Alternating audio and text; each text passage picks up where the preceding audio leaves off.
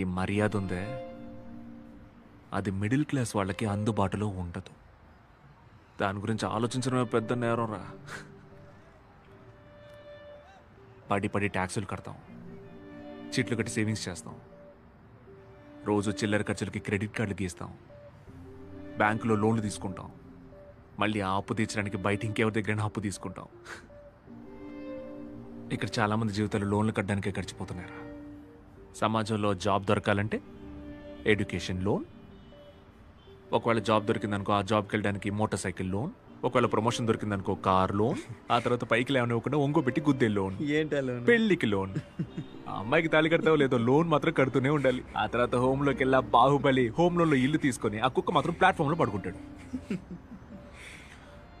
ఆ తర్వాత పిల్లలు పుడతారు, వాళ్ళకి ఎడ్యుకేషన్ లోను, ఈ లోను, ఆ లోన్ అని తీసుకొని